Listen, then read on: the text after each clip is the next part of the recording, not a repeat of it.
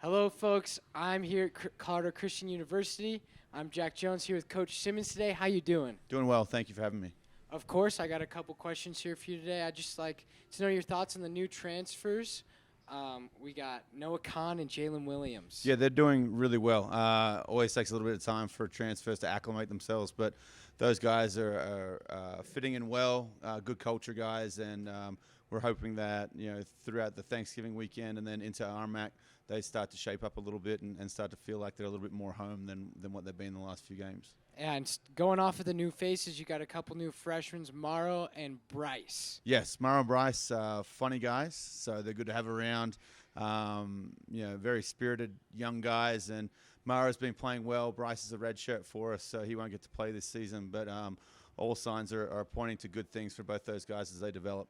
And Morrow's a big kid, and he's just a freshman. It was so awesome to see him play. He had an awesome dunk, almost had that poster dunk, but he played very well. I know he had a double-double in his first game, so very nice piece to have on your team. Absolutely. Going off of that a little bit, with the new faces in the building, how's the chemistry of the team so far this year? Yeah, we're trying to find ourselves a little bit. I think we've got a lot of returners, which helps kind of settle everything.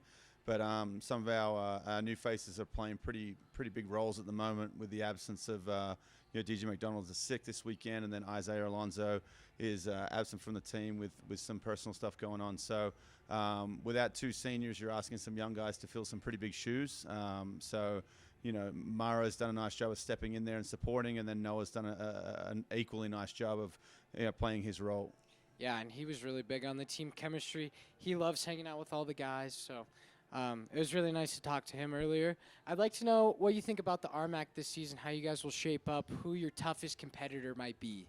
That is a deep question. The league's really good. It's hard to say at the moment. I think that the preseason polling came out with Black Hills, Mesa, and Colorado Mines at the top. I think that's pretty true. I think after that, you're probably looking at Fort Lewis is up there. Pueblo's going to be really good this year, I think, and respectfully to the perennial teams of UCCS and Regis, those guys will be tough to beat. I think for us, it's just about getting better and taking a step. So for us, being a consistent ball club, being a team that can compete better on the road, and continue to be good at home, which we've been for the last 2 years. Well, that's awesome. What are some of your takeaways from the other night's game against Spurgeon College? Yeah, those games are hard because the scoreboard doesn't necessarily reflect the mission of the game for us. So, I like the way we competed early. I thought we got tired and allowed them to, hit shots that I would prefer not to be, shots that we give teams. But I think overall, again, with a young group, you're playing 3 freshmen, 3 sophomores. I thought we executed pretty well. I thought we got to the free throw line, and I thought we rebounded. And those are the things that we think are strengths of ours that we can continue to do throughout the year. Yeah, and you got some freshmen in some big roles, like you're saying earlier. So definitely a learning experience, something you guys can build off of and grow off of. And, coming up this Saturday, you guys are playing Barclays College. What are your expectations? How are you preparing for them? Well-coached team.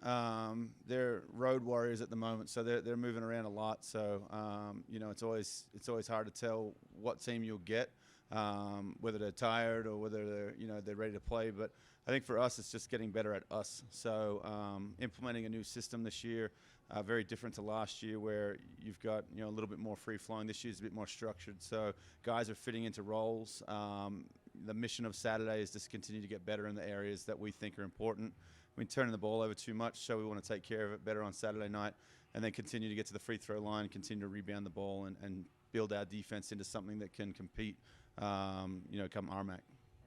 Yeah, those are very big keys to the game, especially being in such a tough division in the RMAC. You got lots of talented teams, lots of talented coaches. But we'll go back to a little bit of your coaching. You've been here for 3 seasons. How do you like it here at CCU?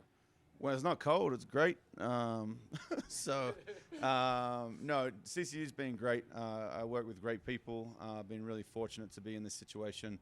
Right out of COVID, posed some issues and, had a lot of question marks about just what everything was going to be. So everything got put on pause for a year. You don't really get to see everything.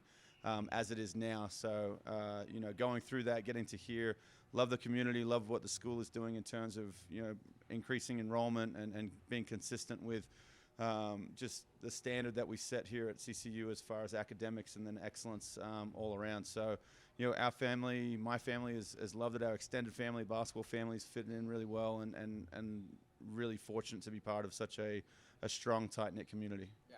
And Cassidy was telling us you guys live right over here. Your son drives his little car over all the time. How's it living so close to campus? And maybe on a broader life, how did you end up getting this opportunity at CCU? Yeah, it's been great to be so close.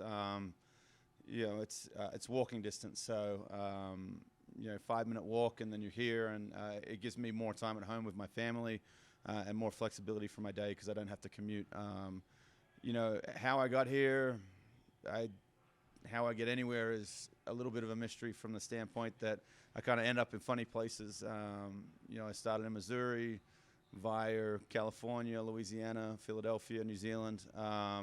And then, just relationships that I built up over the years throughout basketball and athletics. And Brian Wall, thought that I'd be, qualified enough to help lead this program in the right direction, and gave me an opportunity 3 years ago that I'm very thankful for right now. But, without being cliche at a Christian school, it's, I just try and go where God puts me. And then, God's got a sense of humor, so he keeps putting me in small Christian schools and seeing how I'll do. So, I love it. I love being here. I love what we're creating on the court. And then, I love the way that the school's supporting us at the moment. It's been really good. Well, and you brought up a little bit that I was kind of just curious about for myself. You're from Australia, but then you ended up getting an opportunity in New Zealand. Did you end up coaching in New Zealand? How was your opportunity over there? Yeah, it was. It happened right as COVID hit. So, everything was going really well, and then COVID hit, and then everything shut down. So New Zealand's populace is much smaller than the United States, so it was pretty structured in terms of where we could go and what we could do. Everyone remembers when COVID first hit, it was very much unknown. So, we were within a block radius of the house, and fortunately for me, we had some great leadership, not only at the club that I was at, but throughout the league that I was part of, where I think at one point in time we were the only professional sports league participating in their sport. So it created a bunch of opportunities for people as far as just exposure to New Zealand basketball. And for me, it was my first introduction into head coaching. So was really thankful for that opportunity. That opportunity led to this opportunity. And, it's the RMAX taught me a lot of lessons. And one of the lessons is you don't know what you don't know. So 3 years into it, I think I'm a little bit more prepared than I have been in the past, but certainly thankful for kind of every step along the way, because it's helped improve me as a coach, and then also give me perspective for my players as well. Well, and coming from overseas back to the States, how different is the coaching style in New Zealand compared to here, even in like a NCAA style? Yeah, it's very different. International basketball is very physical. Things that are not considered, fouls over there are definitely fouls over here. And you're dealing with a different age group of player. So we're dealing with guys that are straight out of high school, 18 to 22, 23 sometimes. And at that level in professional basketball, you've got a variety of ages. One of the guys on my team was 35. So it's different perspectives. It's grown men. We're in the developmental stage of a lot of these guys' lives where, this is the first time they've been away from home. They're dealing with, managing schedules, and it's just the expectations as a young player trying to figure out how to do everything is just a lot different to a professional who's been doing it for a long time. So I think basketball-wise, international basketball is fast and physical, and I think NCAA is very detailed and meticulous. It's very frequent in terms of practice, but I think overall, what you're dealing with is people, and we're dealing with much younger people than professional sports at any level. So you have to have that perspective and that patience, and be able to kind of go through the failures to get to your successes. So, for us as a program, with as many young guys as we have, having patience for them, guys like Maro and Bryce, Schaefer and Tanner, those are guys that need our patience. They need to be given the opportunity to fail, and then hopefully through their failures will become our successes. And that's where we want the program to go over the next 3 to 4 years, is consistent, consistent winning, consistent play, and just something that year in and year out people here and the fans here can expect us to be good. Well, and bringing up the fans, the other night during the game, you guys had an amazing student section, even though it was Thanksgiving break. How important is that for a game? It's essential. Towards the end of last season, we started to have a lot of people show up, which was great. I think our team this year is going to, not only be good on the court, I think we'll be great in the community. So I think we'll draw people in that are kind of curious about our players as people. I think that's the beauty of CCU, is that your fan base are your friend base. So the more our guys are in the community and in the dorms and doing all the things that regular students are doing, I think the more we'll have people come in and watch. It's unfortunate that a lot of our games to start the year are at home during break, but we're hoping that after break is done, we get a strong fan base, a good support, and they come out and support their community members. Yeah, no, it was really cool to see that you had such a booming student section last night, and they really led the game a lot of the way. I mean, hyping up the crowd, doing different chants, so it was awesome to watch. Thank you for talking with me today. It was very nice to meet you, and it'll be very nice to get to know you throughout the season.